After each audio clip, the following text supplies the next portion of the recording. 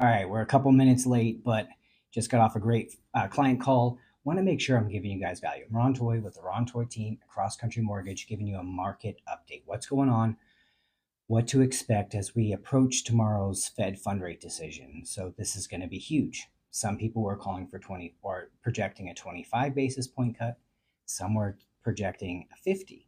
And previous Fed fund chairs or Fed fund members are asking or projecting for a 50 basis point cut to the Fed fund rate as well, which would be huge for the market. So let's see what's going on today. Because today we had some economic reports that came out, nothing major, but moved the market just a slightly. Nothing like like I said, nothing major.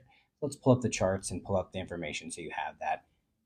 And I'll screen so you can screenshot it. So what we'll start out today with is the calendar of events that are coming. Like I said, I'll move out the way so that you can screenshot this, but you want to know what economic reports that are coming that can impact mortgage rates, the mortgage market, especially if you're looking to buy, sell, or refinance here in the future. So let me, like I said, I'll move out the way so you can save this, screenshot it. These are important. Tomorrow, ton of things that are coming out. Thursday, jobless claims again. And even what's interesting, what goes on in Japan and China with their Fed fund rate decisions can impact us here in our market because the exchange value and different things. But a lot of this is important to know because when you're talking to loan officers, you want to interview them and have a rate lock strategy in place. Hey, what are we doing to get ahead of tomorrow's Fed fund rate decision? What are, especially depending on when you're going to closing. So thanks everyone who's joining. If you have questions, put it in the comments. I'm here to answer questions, let you know what's going on in the market and what could potentially impact rates as we continue through September and into the fourth quarter of next year because October is right around the corner. So here's the economic calendar of reports that are coming out today. Today, resale sales were a little bit better than projected, and we had the 20-year bond auction. Tomorrow, we've got the Fed fund rate decision. And again, I'll move out the way in case people are just joining. You got building permits. Why is that important? We'll cover that on this live. Also, housing starts. Why that's important? We'll cover that on this live. And again, of course, the Fed's going to speak. Powell's going to speak tomorrow. The decision comes out, and then their economic projections. Thursday, jobless claims, continuing jobless claims. We already went over that. And existing home sale changes because there's always corrections to numbers from the previous month. And then Friday, relatively quiet, but with China's rate decision and the Bank of Japan. These are important. It's good to know this information. So it's not just some whimsical thing that happens to you. You can be proactive in this stuff. And that's what I want to do here is make sure that people are empowered to make a buying or refinancing decision and they know what goes into it. So if you're just joining, feel free to put the questions you have in the comments. I'm Ron Toy with the Ron Toy team at Cross Country Mortgage, a licensed residential mortgage loan officer. Been doing this about 10 years and helped about 2,000 families along their home investment journey over that time period. And it's an honor and pleasure. I do this to give back, also to give tips and tricks to other realtors who follow me, lenders who follow me on conversations to have ahead of this and as we go into the rest of the week. So if you are a realtor or lender, this is a great opportunity to reach out to your clients and say, hey, client, I just watched live on TikTok and the guy was mentioning the Fed fund rate decision. I know you've been on the fence thinking about buying or selling. What do rates need to be for you to make a buying decision or to sell a decision? Find out that number so you can start proactively planning because you don't want to react to this stuff. Now let me show you the charts. Boom. So where are we at today? I'm also going to go over what to ask when you're calling a loan officer so that you're comparing apples to apples. Thank you for those who are joining. Ron Toy with the Ron Toy team, Cross Country Mortgage, going over the interest rate market. I'm going to move out the way so you can screenshot this. This is very important. Almost all of us are trading on this coupon. The 30-year UMBS 5.5% coupon. The bond market price when I pulled this report was 101.56. And the reason why I highlighted the times, as you can see across at different times of the day, the market's going to move up or down a little bit. And so you want to make sure you ask when you're shopping a rate, hey, what bond market price and coupon is this rate attached to? So that you can call the next loan officer and ask the same question when you're wanting to look into rates. But I also have it highlighted to show you the new floor of support. So you can see that we are trending in the right direction. The higher this number, the lower the rates. This is good news. And as you can see, since the beginning of July, we have rebounded massively. It's why rates right now are in the very low sixes compared to October of 2023 when they were near 8%, high sevens in July. Now we're in the low sixes and for FHA, high fives, depending on your scenario. This is huge. That makes home affordability attainable for many people. We're also going to go over this live, a great program that I use. And depending on how you negotiate with your realtor, you can get cash back at closing up to the amount you paid in earnest, option, and appraisal. We'll go over that. And it's not unique to Texas. There's programs like this all over the country. So if you have any questions, put them in the comments. Thank you for everyone who's joining my live. I'm here to help you build long-term generational wealth through home ownership, whether you use me or not. This is meant to be a conversation to help give you the motivation to contact somebody, because luck is just the intersection of preparation and opportunity. And so we want here where my team, we want to make sure you're prepared whether you use this or not. So let me show you the next chart. Okay, so I was talking about that program, right? Let me just show you. Here's a deal I did with for my clients a month and a half ago using T-Shack. They bought a house, $257,000. Loan amount, you can see all that, but their cash to close, they got a check back at closing for $2,100, which where that comes from, your earnest, option, and appraisal money. So depending on if the sellers issue a credit, you can get that back when you utilize some of these down payment and closing cost assistance programs. And I'm going to go over the difference of each of those. So if you're just joining, I'm Ron Toy, the Ron Toy team at Cross Country Mortgage. I'm a licensed residential mortgage loan officer here in Texas. I can help make sure you're set up for success. And whether you use me or not, that's up to you. But this is meant to empower you. Have these conversations with your loan officers. What kind of down payment and closing cost assistance programs do you offer? What are their terms? And what's great about the one I'm going to show, T-Shack, it's the same for every loan officer in the state of Texas. So you can go to their website and check it and track it. It's wicked cool. Let me pull that up. I love this program. And I'll move my head out the way so you can screenshot it.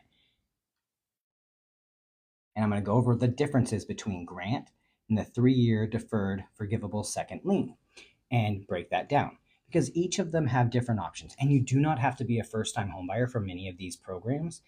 Some of them have restrictions on income. That's okay, but we can go over that. But the difference between a grant and what I want to show you here, these are today's rates that they posted earlier this morning. The grant is treated as a gift, so there's no repayment period. It's free.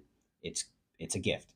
This is important because if you are doing a deal in Texas and you can get some funds, the rate's a little bit higher than the traditional standard FHA deal. But if you can keep cash in your pocket or potentially get a check back at closing, that could help you utilize your position to maybe invest in your property and make some upgrades that you wanted to do. Instead of putting it in your home, there are some opportunities.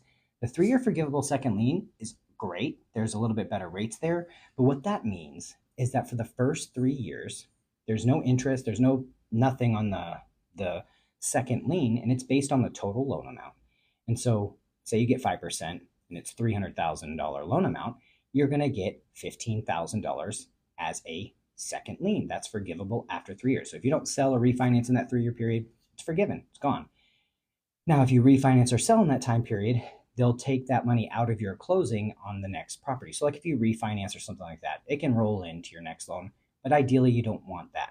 But if you have to and it helps save money, it's an opportunity. But again, these are some paths to help people, because sometimes I've heard on here, oh man, I need 200,000, I need 20 grand, I need 30 grand, I need all this money to get into a house, when you really don't. And it's not just unique to my state, like every state has it.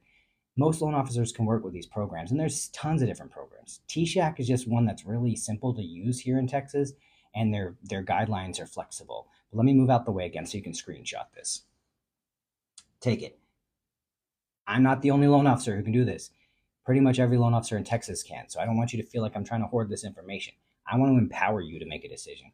Grant is a great option because if you refinance, because rates are continuing to come down, there's no repayment period. So ideally, that would be awesome. But if you want to get cash back at closing, like I just showed on my previous slide, what that requires for FHA, you have a minimum contribution. So as long as the assistance funds are more than 3.5%, that's where that break allows for that delta to where you can get money back for POC, paid outside of closing costs. So like your earnest, option, and appraisal. So on a typical home, when you're wanting to put an offer, earnest money is usually 1% of the sales price. So let's say a home is $300,000. 1%, $3,000. Typical appraisal costs $500 to $700, depending on the acreage and location. Or option money is usually $100. But that again is something you want to work with your realtor on. But this is an awesome opportunity, like I showed earlier, to get where a client can go in and negotiate and get funds back at closing. So that client out of pocket was like 500 total dollars when it came to the end because they got a check back for $2,100 at closing. And it's funny because when you're in the title office and you're closing and the title agents are used to getting, asking for a check, they got to cut a check to the client, and it's an awesome experience. But yeah, let me just show you that chart again so you can see it. So this is a closing disclosure, the final closing disclosure for my client. So you can see it. They bought a $257,000 house. They got a check back, the cash to close. That shows that they got a check back at closing for $2,100. That's huge. It's amazing, especially as we prepare, as many people are going towards tax season who get a couple of $1,000s on their return. Now, if you know that you can get into your own home, start building long-term generational wealth through home ownership, and it's more attainable, that's why I always get on here. Whether you use me or not is not the important factor. It's getting that conversation started with a loan officer who can put you on a path. Because now is plenty of time between now and January, February, where most people, if they get a return, they get a return. So now you can start preparing for that. And if you're getting $5,000, you're going to be able to cover your earnest option appraisal and potentially get that money back, but at least it's attainable and can avoid maybe spending that in other ways. But yeah, the bond market is doing great. Tomorrow with the Fed making their decision, let me take this background off. 1 second. Boom. And so with the Fed fund rate decision coming tomorrow, that could be a big mover in the market. It's an indicator of what's going on in the economy. And so some of the previous members are asking or suggesting that they need to cut 50 basis points. I agree with them. I actually think that they should go 75, but I'm aggressive on that because if you go back and look at the way inflation has come down significantly for the last year, everything else is changing, but the Fed fund rate. And that's the part where they've waited, in my opinion, too long to start making their cuts. And so now they're going to be reactive. This means it's going to be positive as we end this year for people who have yet to buy or who are looking to refinance as we enter into 2025. So the rates should continue to come down. It won't be a straight line. That's why you want to have a call with your loan officer and have a strategy in place, especially if you already own, because there's going to be mailers sent to you like crazy trying to get you to refinance and trying to get you to do it right now. Whereas maybe if you waited 1 month, it could be even lower. So it's huge. I received the loan disclosure today and it says you may not be able to refinance this loan. You can always refinance your loan. So nobody can tell you can't. Now, there are time periods you have to be in the loan before it can be refinanced. And so that's something that you have to look at depending on your loan program, FHA, conventional. There's time periods, but there's no early payment penalty if you were to come into a lot of funds. But yeah, so you're going to be fine there.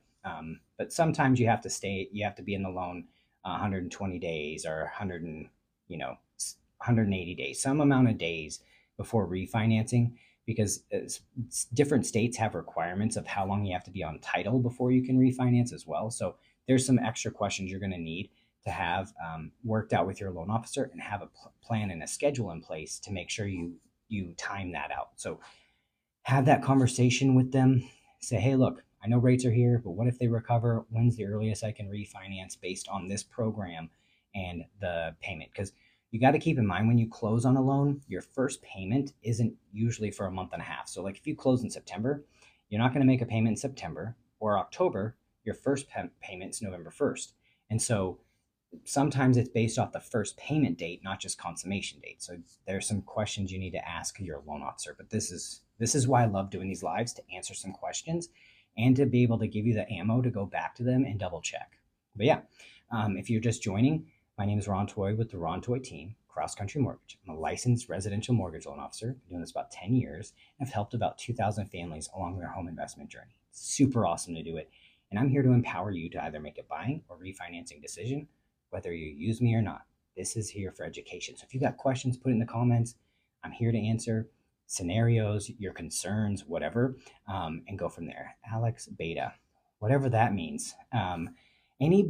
One thing I just wanted to touch on, which is interesting, any person that uses the term beta, and I'm assuming you probably want to talk about alpha, is a giant dork. And so in that, I just want everybody to go back and look at this Alex person and laugh at them, because what they did was take time out of their day when I'm talking to address an audience and use all of their mental capacity. And this is the sum total of what that equates to. That. How embarrassing. How many properties do you own, sir? I'm not mad. I'm laughing at you. How many properties do you own? Okay. Yeah. Basic. So let's get back to the conversation with somebody who actually owns multiple properties and actually wants to add value. So cool. Oh, you sold yours? Cool. How many do you own currently? So then let's go back. So we're looking at the prices, and let's look at the market. Let's look at the charts, just in case you're just now joining. What are impacting the markets? Let me move out the way so that you can see it. That's unfortunate, Alex. 2/3 of the wealth in our country is tied to the equity we have in our homes. You sold your house at the wrong time. I like it. Well, congrats. Too bad you're not building the equity. You know what the appreciation rate is this year? Year over year, we're already at over 5 to 6%. How much was your house worth? I want to let you know how much you lost. Stonks. What a dork. Definitely an incel. But go ahead and take a picture of this so you can see it. And this is important. The Fed fund rate is an important decision, but the Fed fund rate is the intraday trading rate between banks. And so this impacts short-term loans, which will help slow down inflation, because some of the biggest impact factors for inflation was used car prices, insurance costs, some of those factors. So this is going to help reduce the interest rate on credit cards, the interest rate on car loans, the interest rate on short-term debts. But it also impacts mortgages along the way. Oh, Jesus. No. Trump for prison 2024. Trump for a diaper change in 2024. He is a dork. I am not tolerating any of that stuff. Bye-bye. Block. This is not a Trump safe zone. I'll just go ahead and let everybody know for the audience. Absolutely not. Over here, we do not celebrate adjudicated rapists. We do not celebrate sex pests. We do not celebrate criminals over here. People that are going after women's rights to make decisions over their own bodies. Birthing people's rights to make decisions over their own bodies. Nope. Not safe zone. I ain't dealing with it. Let's get back to business. The Fed fund rate decision. That's going to help bring down inflation. And it is meant for monetary. When they increase it, it's monetary tightening. When they reduce it, it's monetary loosening. So they're helping to control the flow of money. Let's go ahead and see the next part, the charts, for people that are just joining. If you have questions, put it in the comments. I'm happy to answer. And if you're a dork that's a weird like troll that talks about beta and alpha and Trump, you will be blocked, because I have no time for that. Here's the charts. This is based on the UMBS 5.5% coupon, the bond market price. These are the things you want to ask. It's right here. What should a buyer give attention from the loan estimate? So that's a great question. On a loan estimate, you really want to, there's a couple of factors you want to focus in on. The only real difference between lenders is going to be what's in Section A of a loan estimate. That's the origination charges, the cost for the lender, because everything else typically is third-party fees, so it'll all be the same. Now, when you're starting the process, it can, some people will estimate taxes a little different, or insurance, because we're estimating it. I am conservative. What I do for my factor for homeowners insurance for lenders who are watching here in Texas is different, because I've got friends that are in different states where their property taxes are like 1%, 0.7%. Mine, what I do to be safe here in Texas, is 2.1%. So you take that number and times it by the purchase price, and it gives you an annual cost for insurance. Divide that by 12, gives you the monthly. But some I've seen will put such a low number for taxes and insurance that makes their numbers look different. And if somebody doesn't know that, then they'll be like, man, why are your numbers so much more than this one? It's like, well, look, they put homeowners insurance at $50 a month, which you're never going to get it at $50 a month right now, because homeowners insurance is going through the roof, and some insurance companies are leaving the state. Or property taxes, especially here in Texas, they're high. But you can go to the county and see what the property taxes are, because they're billed in arrears. And so it's not a surprise. We can go and see the number. I like to be conservative and show you what's actual if you already have a property in mind. But yeah, so on that, when you're looking at the loan estimate, look at Section A. Obviously, the other ones matter, But Section A is going to show you the difference between lenders, because like some lenders will charge an origination in the form of points to originate the loan. Now, this is not to buy down the interest rate. This is just to originate the loan. Usually it's between a half a point to 2 points to originate. I don't like the points for origination. I charge a flat fee is $16.49 flat. So you buying a $2 million, $5 million, $10 million home or another one, it's just a flat fee. But that's where you're going to see the difference. And in that origination charge is your like processing, underwriting, those types of things. So that's the biggest difference between lenders in reality when it comes down to it is Section A. That's the key. And we'll go over one of those here in the future. But yeah, it just depends. So that's where you want when you're shopping. That's the thing you want to focus in at. I'm usually pretty close. Some online lenders will hit you with a teaser of like, oh, $649 for origination, and the next thing you know, when you actually are getting under contract, they're going to send you a new revised loan estimate, and that Section A is going to be like $649 plus a half a point or a point, and now all of a sudden you're paying $8,000 in origination costs when initially what made you decide to go with them showed a different number. It's frustrating as a lender, but people do it, and we just have to be here to educate. So that's what I'm here doing, making sure that people are empowered. Same thing with refinancing. You're going to get marketing. People are going to get marketing after marketing material because they don't realize that the credit bureaus sell our data, and they're called trigger leads.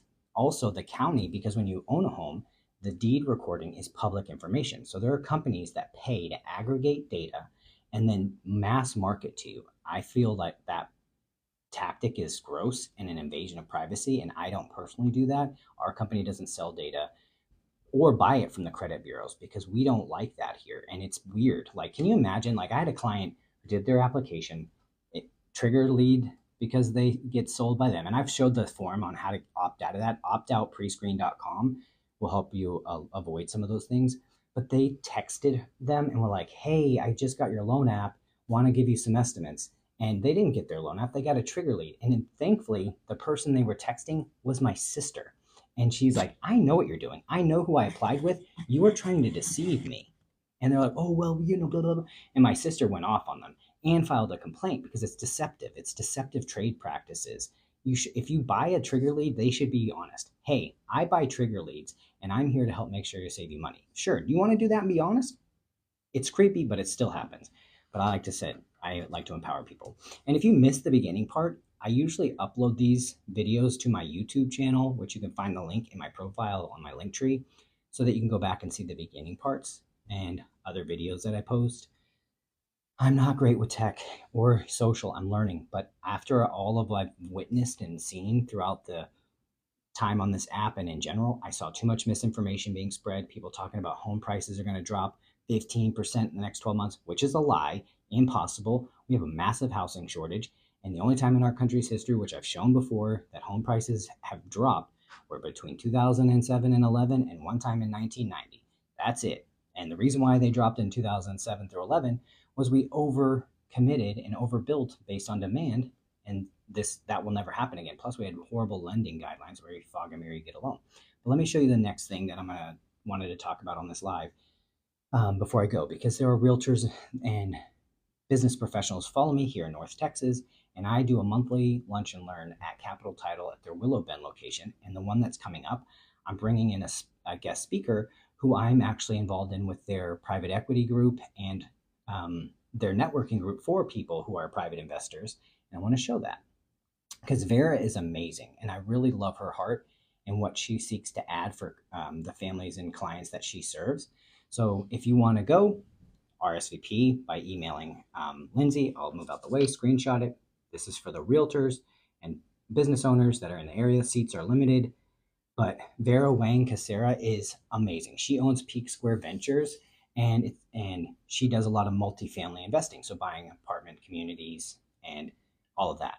She bought and sold a huge fashion manufacturing company. She's going to share ways to diversify your investments, build your brand, and reinvent what success means for you. Because right now, with everything that's going on, there's a lot that people are taking on and burdens, like they got to do this or that in order to be successful.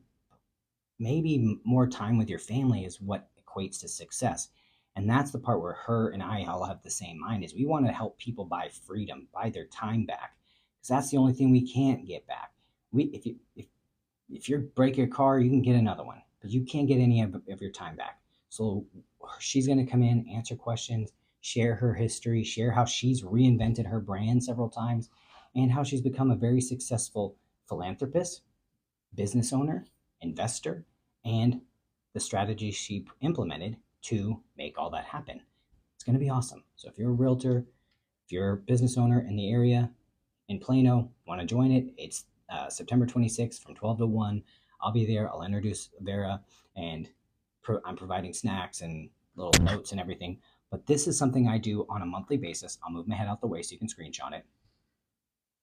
In some months, I'll bring in different speakers, or I'll do the class myself and teach and just add value.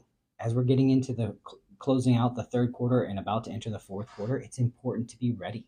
It's like I said earlier, luck is the intersection between opportunity and preparation. And I want people to be prepared for the fourth quarter and prepared for the first quarter. And you do that through what you do right now. And this is an opportunity. Let's go. Come out and enjoy the education and the snacks. Let me get rid of the background. All right. If anybody has questions, put them in the comments. I'm here to answer. If you don't, no worries. You can go visit my YouTube, look at the video earlier. But yeah, tomorrow, Fed fund rate decision. I'll make sure to do another live to give you updates there.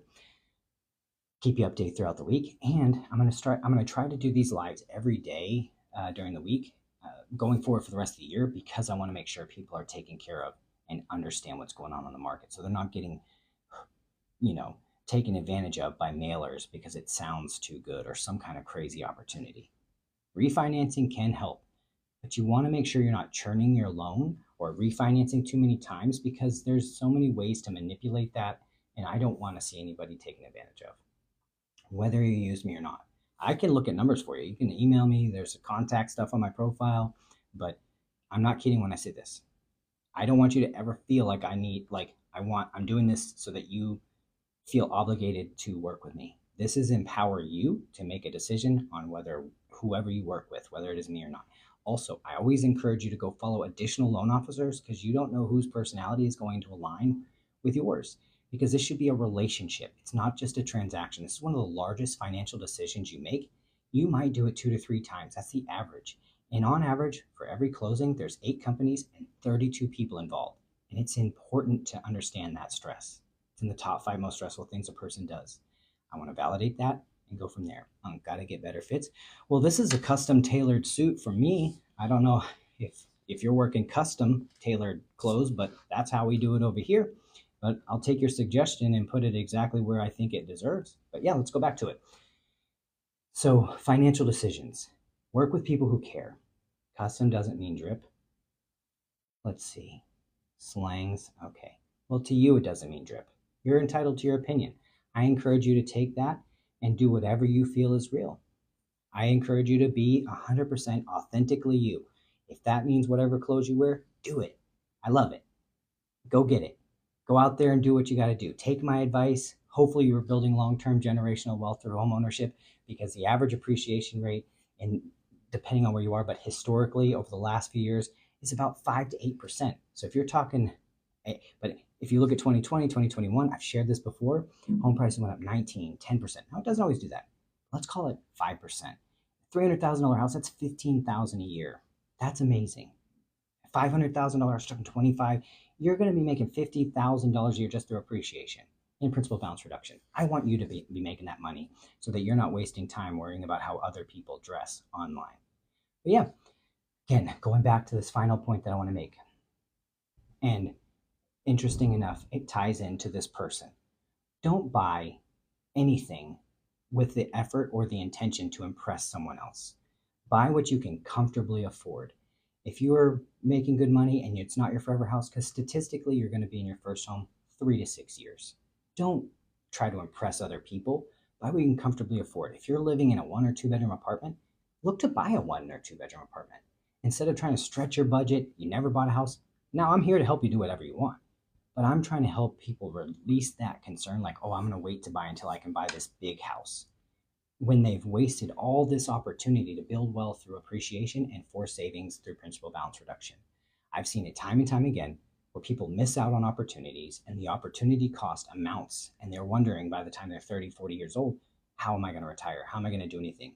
If they would have just got the information earlier so that when they're in their 20s or 30s, they could have started buying property, leveraging the equity, and building a portfolio that would sustain them through retirement, even if our crazy government decides to get rid of Social Security, even if stuff hits the fan, you're not over leveraged because you're buying what you can comfortably afford with a clear and concise game plan on when to purchase the next property and go from there. Because if I could go back in time, I've shared this on my lives before, but I'm talking as a loan officer with over 10 years experience who's bought multiple properties and sold multiple properties. If I could go back to my 20s, sorry for hitting my, if I could go back to my 20s, I would buy a duplex or fourplex as early as I could, maybe 2021, live in one side for at least 12 months and rent out the other three sides. So let's go with fourplexes.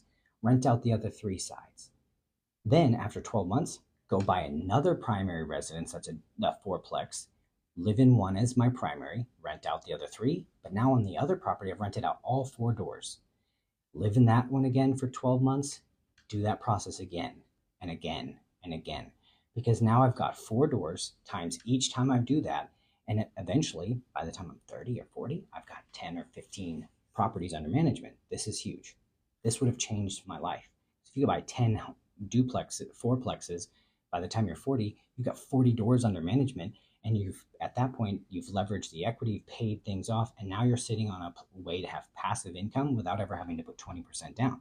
So when you buy it as a primary, you can put, like, especially right now, 5% down, or with FHA, 3.5% down. So there's so many ways to build your real estate portfolio without trying to be flashy for somebody who doesn't matter, flashy for people who think that certain things need to be called drip and whatever else, like this person said, which I'm betting that this is probably the other person I blocked, but they have multiple alt accounts because they've got nothing else to do during the day. But I want people who follow me to build long-term generational wealth, because wealth equals power. And if more people have the power, it changes the dynamic in our country across the board. I want you to be in that position. There are awesome opportunities. Look into, if you're a veteran out there, it's not just me who can do this. Most lenders can. If you're a veteran, there's veteran construction loans. 0% down. You can buy land and put that all at the same time, have construction, build it custom, and not have to put any money down. And there's so many opportunities. USDA construction loans. There's all type of options. Renovation loans. Say you find a house that needs a little bit of love, you can go in there and fix it up. Maybe it needs to be torn down, and now you have the opportunity to put a new house up and an ADU, and still only put 3.5 or 5% down, because there's opportunities through renovation and construction that maybe nobody's talking about. Love the opportunity to sit down with you and talk. Do you do a lot of non-QM work? I do. I have a lot of options, especially depending on a person's scenario. If they're investors, if they're self-employed, if they own a certain amount of properties. So yeah, I can and do. Cross Country, it's why I partnered with Cross Country, honestly, because Cross Country Mortgage is one of the top lenders in the country. I think we're number one or two, or no, I think it's number two retail lenders in the country. But we have thousands and thousands of products, including a ton of non-QM loans, like just amazing opportunities. We do have the standard fit USDA, FHA, conventional, Fannie Mae, Freddie Mac, the normal. But then we also do have portfolio options and additional paths to make sure homeownership is attainable, or investing in homes is attainable. Yeah, great question. Again, if you have questions, put it in the comments, and I'm happy to answer them. Here, Ron Toy team, Cross Country Mortgage. Been doing this about 10 years, helped about 2,000 families along their home investment journey. Whether you use me or not, it's up to you. But I'm here to empower you to make a buying or refinancing decision. Connect you with good loan officers. Speaking of a good loan officer, one just joined this chat. His name's Carlos Munoz. Go follow him. He's amazing at what he does. He has a heart to help people build long-term generational wealth. He's licensed in multiple states, so he can help you here in Texas, California, a couple other states, I believe. Go follow him. His lives are informative. They're great. I started following him a few months or a year ago because I like to follow loan officers and just watch what they're doing and find the ones that I align with, and then partner with them in any way I can to add value to them. Because this business is small. You never know when I might work with Carlos or someone else in this business. And that's why I love to add value, because there's plenty of business to go around. But, especially when people care about them, and we'll tell people about down payment and closing cost assistance programs, because T-Shack, I've shared about this earlier. There's so many opportunities for families to get into homes, and it's important to talk with a loan officer who cares, that will talk to you about these opportunities. There's great ones that are on this app that share this program, especially here in Texas, where you can get money back at closing. I shared on live where I helped a family get $2,100 back at closing. I'm not unique. This isn't just me. I don't ever want you to feel like I'm trying to corner the market. Talk to loan officers, interview us, because you need to have a relationship with the loan officer you work with. And so you want to interview them to find out if their personality aligns with yours, because if you're in a long-term relationship, you want to make sure that you communicate and you have that ability to feel safe to ask questions. And that's where I'm here to help encourage you, because maybe you just went through divorce and you don't want to talk to me. You don't want to talk to a guy. You need to go look and talk to other great loan officers. Maybe you want to talk with a lady, and one that's on this app that is phenomenal, Cat Loans, go follow her. And another one that's here in Texas that does a lot. I believe her name is Tara White. She's phenomenal. I've been following her and watching her videos about down payment assistance and her passion. Go follow her, interview us, talk to us, and bounce ideas, because you need to get a path to homeownership. Whether it's right now or over the next 3 months, 6 months, 12 months, it's never too early to talk to a loan officer. And some of the important questions you want to ask them is whatever is causing you to feel nervous or anxious. I shared this on the live earlier. Buying a home is in the top 5 most stressful things a person does. They do it maybe 2 to 3 times their whole entire life. And when you're going through that kind of stress, cortisol's going through your body. You got nerves, right? And what happens when you have cortisol pumping through your body, it lowers your cognitive ability, lowers your ability to process information, and it activates a fight or flight response. And so what ends up happening is it can lead to fights with partners. It can lead to disagreements or unhealed trauma. And I want you to understand that you're valid in those fears, and there's ways to reduce that. And it's through proactive communication and addressing that stuff head on. Because some of this is like, when you think about it, buying a home, you only do it 2 or 3 times. That's why it's intimidating. But if you know, hey, why are loan officers asking for my pay stubs?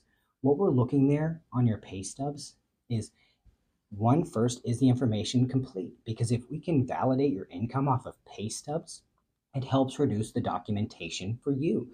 So as long as we've got full breakdown of your pay, full employment information, if it lets you know if you're salary, hourly, how you're paid, it helps us project your income and document your income. It's going to show us if there's variable pay, if there's overtime bonus, shift differential, things like that. We want to maximize your income. We don't want to reduce your income. We want to maximize it. So as a loan officer, if I see that you have variable pay and you have some other options, I want to say, okay, great, I see it here.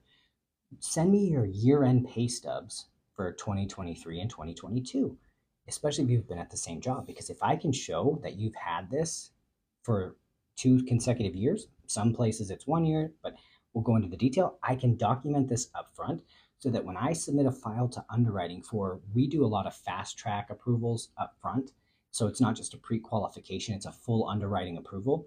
I give detailed notes to the underwriter. Underwriter, we're using this income. We've got the year-end pay stubs for this and this. The variable pay has been this. It's increasing or stable.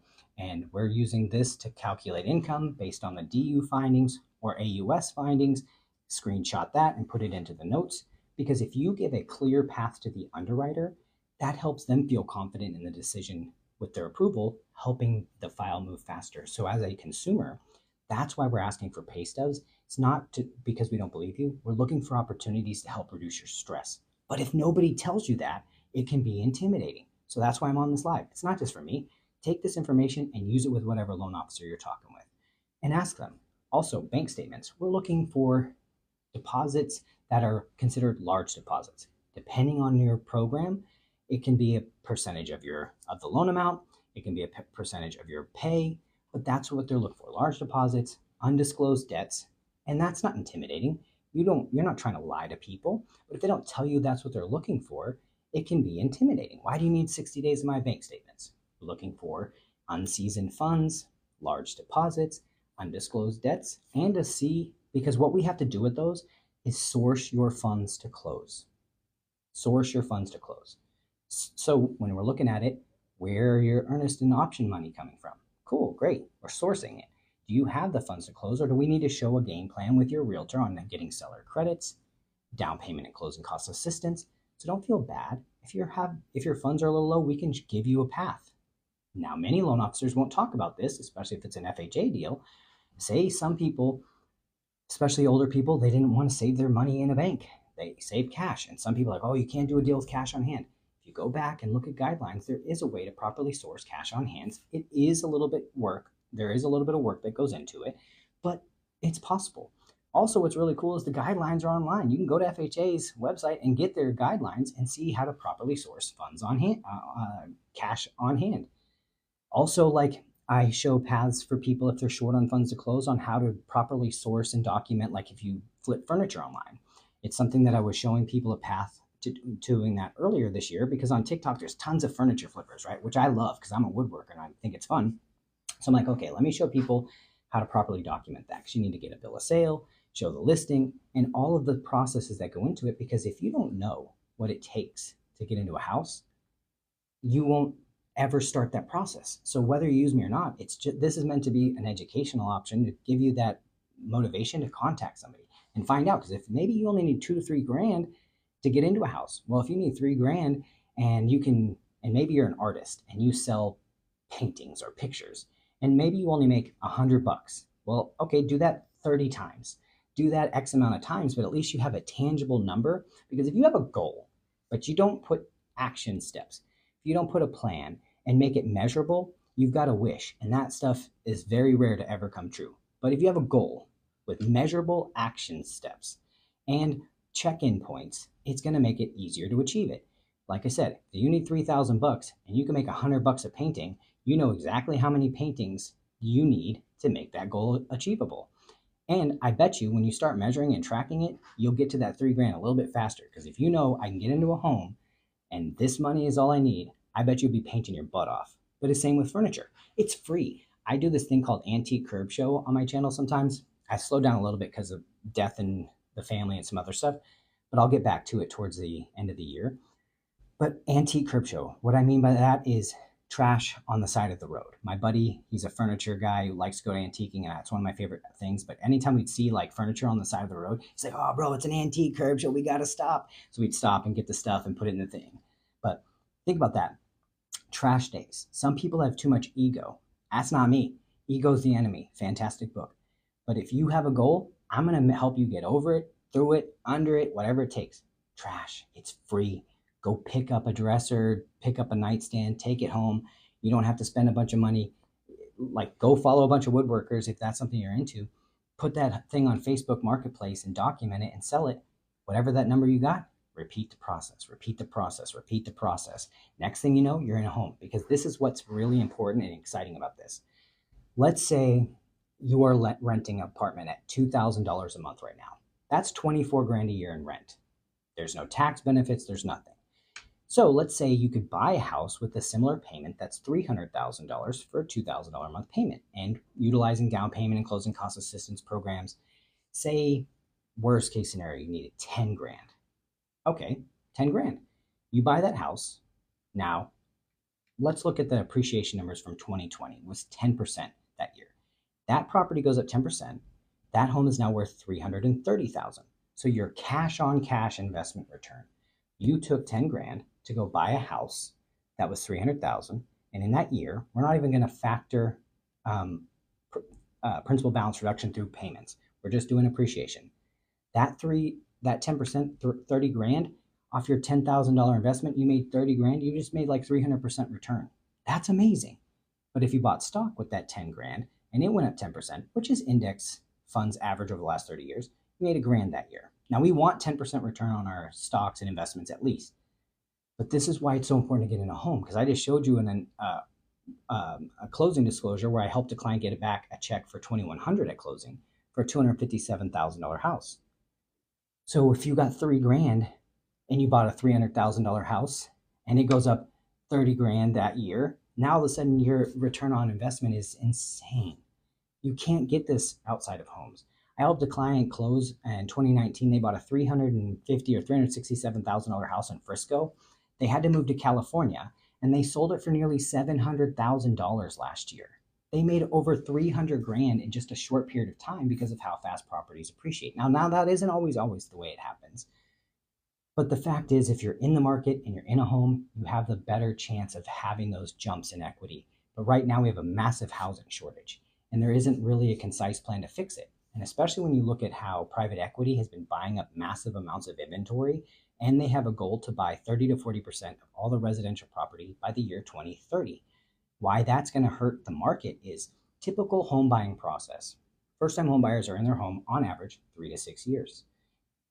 So that home comes back to the market every 3 to 6 years so that it helps with the inventory.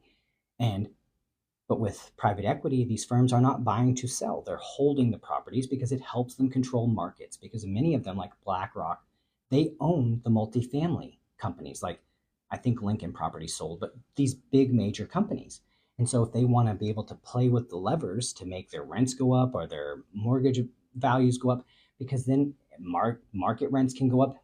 If the property is vacant, that's great for them. They can write off that vacancy as a loss for their taxes, and now they've got a great opportunity, which I think is wrong, to make their books look a little bit different depending on how much they want to occupy or not occupy the property.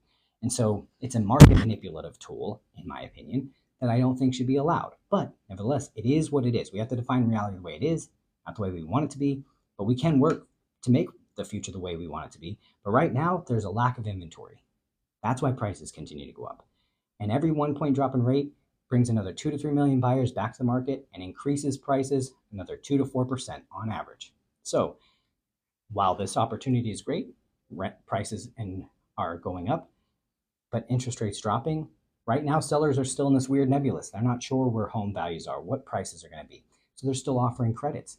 They're still paying title in most cases. I'm starting to see properties going over list, but that's why I'm on this live, to motivate people to make a buying decision now before it goes crazy. Because when we go back to that analysis on the person who paid $2,000 a month for rent, which is about the average here in North Texas, if you add that $24,000 to the missed opportunity of appreciation on that $300,000 house, the 1 year opportunity cost is $54,000 that year.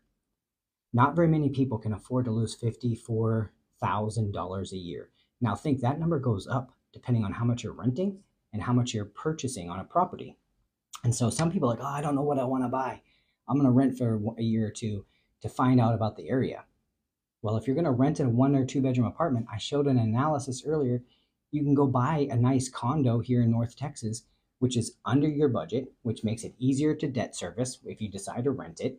And now you're building your equity position, which you can leverage later. And depending on what kind of investments you want and your long-term goals, you have to, in some cases, depending on what you want to buy or big purchases, they want to see that you're servicing a large debt or a fixed debt like a mortgage. Go try to buy a fancy car, and not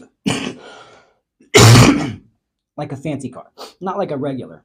I'm talking like a Ferrari, a Lamborghini, something like that, Aston Martin, and without owning a property.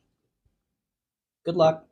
Try to invest in a venture capitalist firm without owning any property, whether it's in your name or business. It's not going to happen. So a lot of doors open to you when you start to do this journey. And if you can buy under your budget, like I say, buy what you can comfortably afford, that makes it to where you can leverage things in a little bit better opportunity.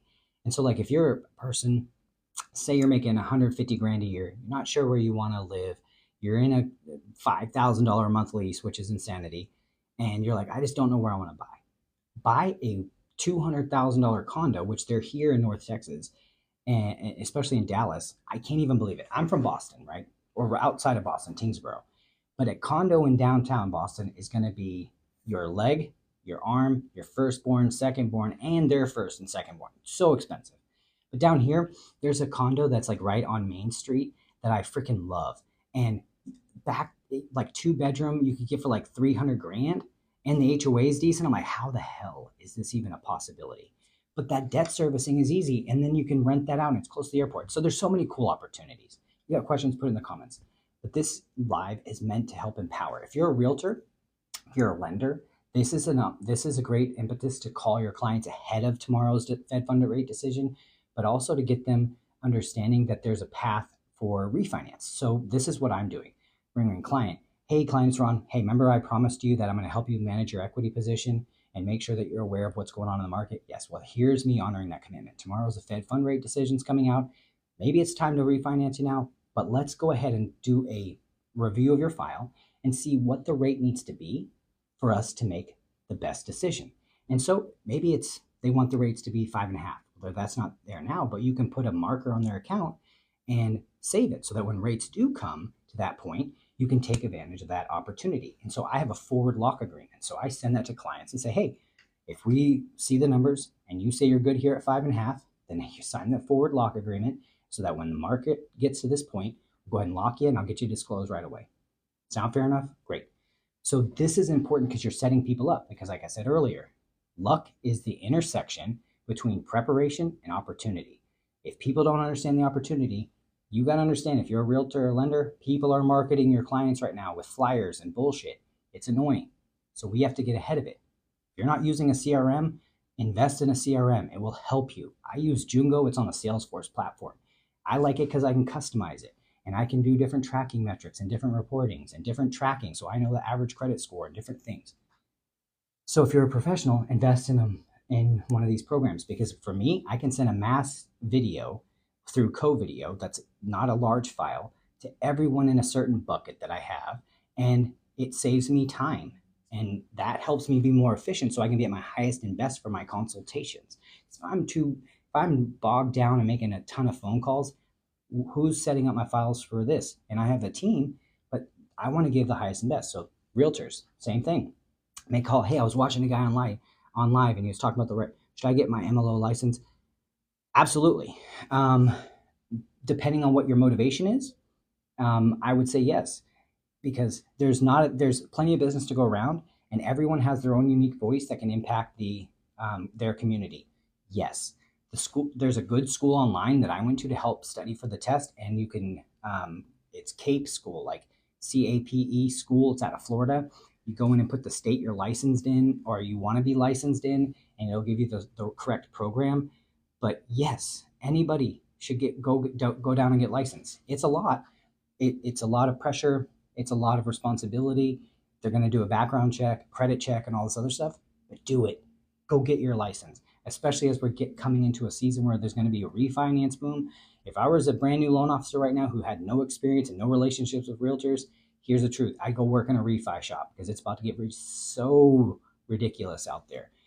And just learn your business there. Start networking with realtors. I'm a 100% self-sourced loan officer. I don't buy leads whatsoever. I do not do it. I partner with realtors and help them with their business to streamline it, save them time, and through that we build trust. 100% get your license. Agent here, what do you think will happen in the spring? Will it come down? And great question. So refi boom is coming, and Carlos knows. Go follow him. He's awesome. So right now rates are continuing to come down. Into the spring of next year, there's some things that could impact that. But what really is, I've been talking about this coming down right now for 2 years, a year and a half. And you can go back to my stuff because you got to look at what's going on with the economic reports that come out, specifically the CPI and PPI and PCE reports. Because when they come out, they're replacing the year before's data with the current month's data. So like last week, I think it was last week when the PCE report came out, it was for the month of August, replacing the 2023 numbers with 2024.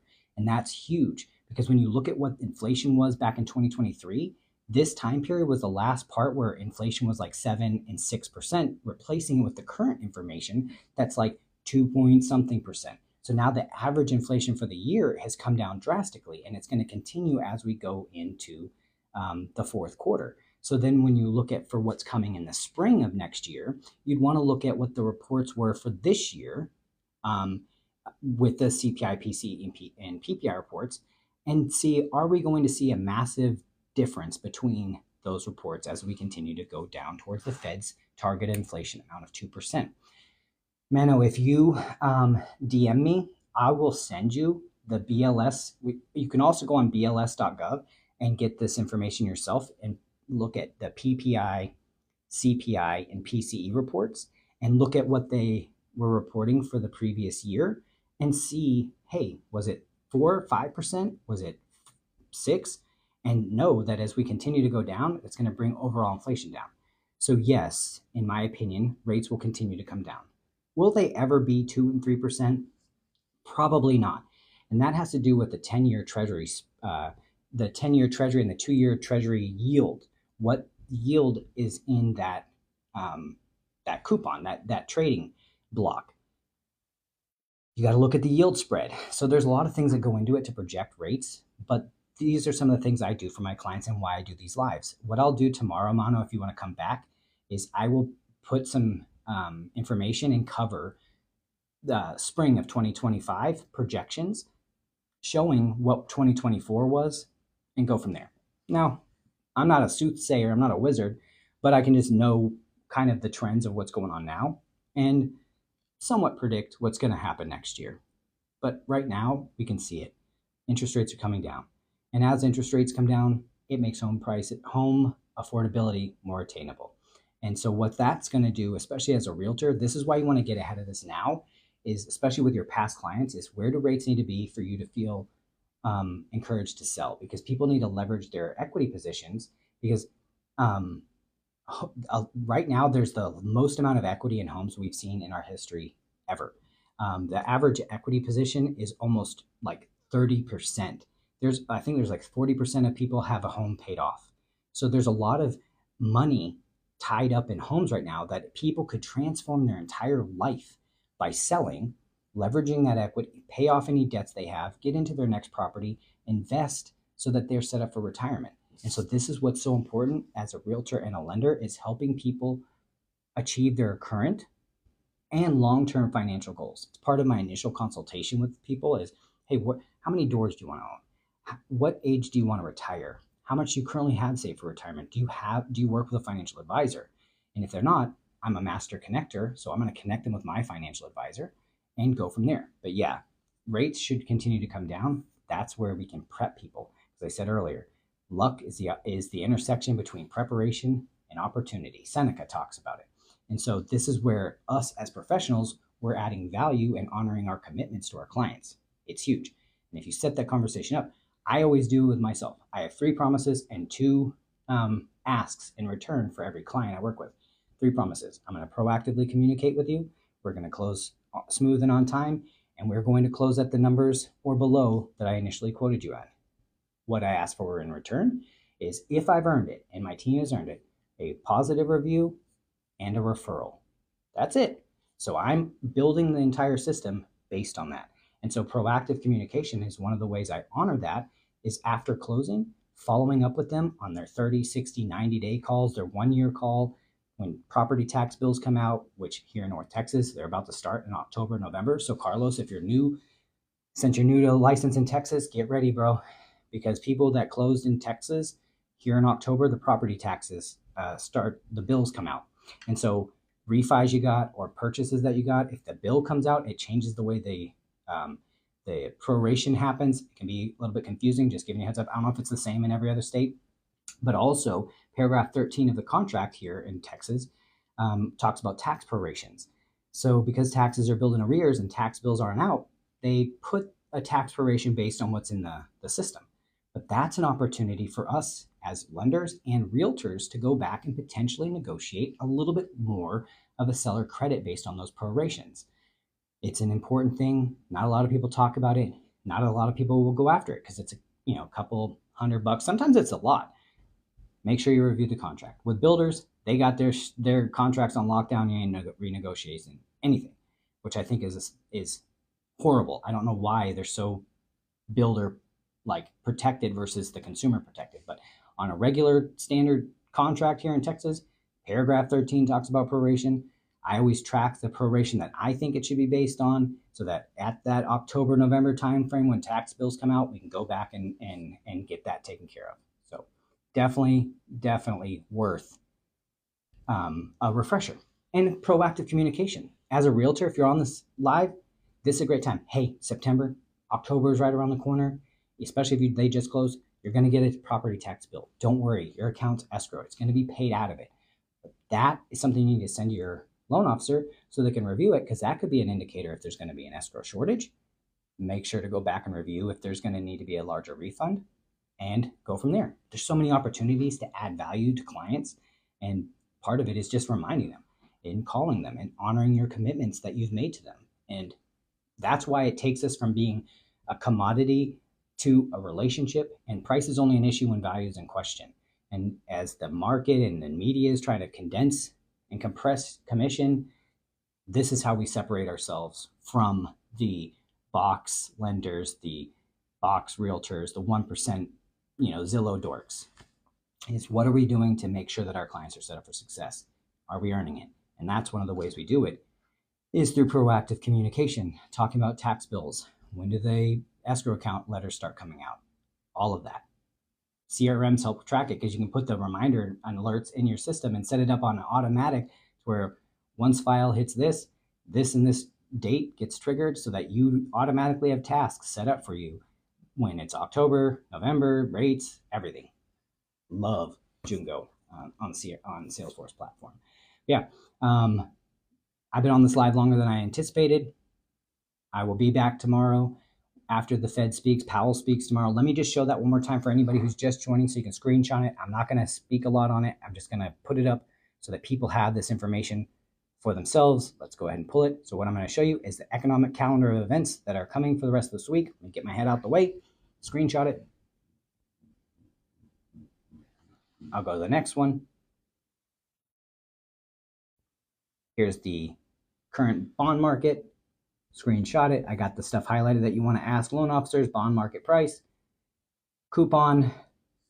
Let's go ahead and get the next one up. T-Shack. If you're here in Texas, definitely Google T-Shack. This is showing you the rates for today. I highlighted the difference and went over the difference between grant and 3-year forgivable second lien. If you missed it, go back and look at my YouTube channel, which you can find the link in my profile, because I'll upload the live shortly after this. Let's talk. Let's get on a game plan. And if you are a realtor in North Texas and you would like to attend my Lunch and Learn, I'm having an amazing speaker out this month. Sometimes I do it. Sometimes I have speakers come out. But Vera Wang Casera is going to be the one speaking this one. And it's an amazing opportunity. It's at the Capital Title Willow Bend location. You RSVP by emailing Lindsay. Seats limited. But Vera is a venture capitalist. She's amazing. She owns Peak Square Ventures. I'm in her networking group. That's private, invite-only investor group. But she's going to share how to diversify your investments, build your brand, and reinvent what success means for you. Her and I have a very, very similar mindset that we want to help our clients buy their time, and so they can spend it with their family and doing what they really want instead of being stuck in slaves to their desk and their job. So I'm here to add value. If you have questions, put in the comments, and I'll see you tomorrow. Thanks.